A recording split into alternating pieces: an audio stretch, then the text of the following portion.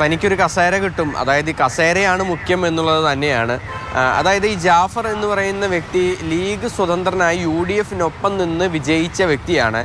പക്ഷേ വടക്കാഞ്ചേരിയിലെ block പഞ്ചായത്തിലേക്കുള്ള president തെരഞ്ഞെടുപ്പിൽ, അതായത് വടക്കാഞ്ചേരി ബ്ലോക്ക് പഞ്ചായത്തിലെ കക്ഷിനില എന്ന് പറയുന്നത് 7 സീറ്റിൽ UDFും 7 സീറ്റിൽ ഈ ജാഫർ ഉൾപ്പെടെ 7 സീറ്റിൽ UDFും 7 സീറ്റിൽ LDFും എന്നിങ്ങനെയായിരുന്നു.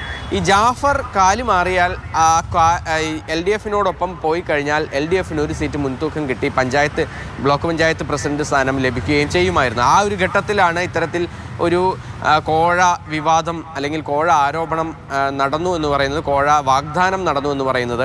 അങ്ങനെ ജാഫറിനെ സംബന്ധിച്ചിടത്തോളം ജാഫറിന് കോഴ 50 ലക്ഷത്തോളം രൂപയോ അല്ലെങ്കിൽ ഈ ബ്ലോക്ക് പഞ്ചായത്ത് പ്രസിഡന്റ് സ്ഥാനമോ ലഭിച്ചു എന്ന് ജാഫർ തന്നെ കോൺഗ്രസ് മണ്ഡലം പ്രസിഡന്റിനോട് പറയുന്ന ഒരു ഓഡിയോ സന്ദേശമാണ് ഇപ്പോൾ കോൺഗ്രസ്സുകാർ തന്നെ പുറത്തുവിട്ടിരിക്കുന്നത്. ഇതിൻ്റെ ആധികാരികത സംബന്ധിച്ച് CPM ഇതിനെ തള്ളി പറയുന്നുണ്ട്, LDF ഇതിനെ തള്ളി പറയുന്നുണ്ട്. പക്ഷേ അതേസമയം തന്നെ ഇവിടെ ഒരു ആരോപണം ഇങ്ങനെ നിലനിൽക്കുന്നു. പക്ഷേ അവിടെ സംഭവിച്ചൊരു കാര്യം നോക്കുകയാണെങ്കിൽ ജാഫർ കൃത്യമായി LDFിന് തന്നെ വോട്ട് രേഖപ്പെടുത്തുകയും ചെയ്തു. അങ്ങനെ LDFിൻ്റെ ബ്ലോക്ക് പഞ്ചായത്ത് പ്രസിഡന്റ് സ്ഥാനാർത്ഥി പ്രസിഡന്റായി സ്ഥാനമേൽക്കുകയും ചെയ്തു.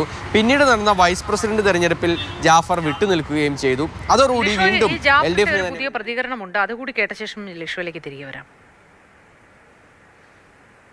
ഞാൻ നമ്മുടെ UDFിന്റെ പ്രവർത്തകരെയും പൊതുസമൂഹത്തോട് ഞാൻ മാപ്പ് ചോദിക്കുകയാണ്. കാരണം എൻ്റെ ഭാഗത്തുനിന്നൊരു മിസ്റ്റേക്കിന്റെ കാരണത്താലാണ് UDFിന് ഒരുപക്ഷെ നറുക്കെടുത്താൽ ഭരണം കിട്ടാവുന്ന ഒരു സാഹചര്യം നഷ്ടപ്പെടാനുള്ള ഒരു കാരണം എൻ്റെ ഒരു ബൈ മിസ്റ്റേക്കിലൂടെയാണ് അത് ഉണ്ടായ സാഹചര്യം.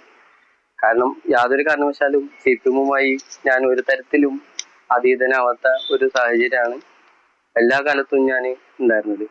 ഒരിക്കലും ഞാൻ CPMന് വേണ്ടിയിട്ടോ ഇപ്പോഴത്തെ ബ്ലോക്ക് പ്രസിഡന്റായി തെരഞ്ഞെടുക്കപ്പെട്ട KV നഫീസക്ക് വേണ്ടിയിട്ടോ ഞാൻ മനഃപൂർവ്വം ഒരു പ്രലോഭനങ്ങൾക്കും വേണ്ടിയും അല്ല ഞാൻ ഈ വോട്ട് രേഖപ്പെടുത്തിയത്. കാരണം ഇപ്പൊ സോഷ്യൽ മീഡിയയിൽ പറയപ്പെടുന്നുണ്ട് എനിക്ക് 25 ലക്ഷം തന്നു, 30 ലക്ഷം തന്നു എന്നൊക്കെ പറഞ്ഞിട്ട്. പിന്നെ എനിക്ക് ഗവൺമെന്റ് മസ്ലിഷയാണ് വിശദാംശങ്ങൾ പങ്കുവച്ചത്. കോഴ വിവാദവും തെരഞ്ഞെടുപ്പിനെ തുടർന്ന് ഉണ്ടായിരിക്കുന്നു. അതിന്റെ വിശദ വിവരങ്ങളാണ് പങ്കുവച്ചത്.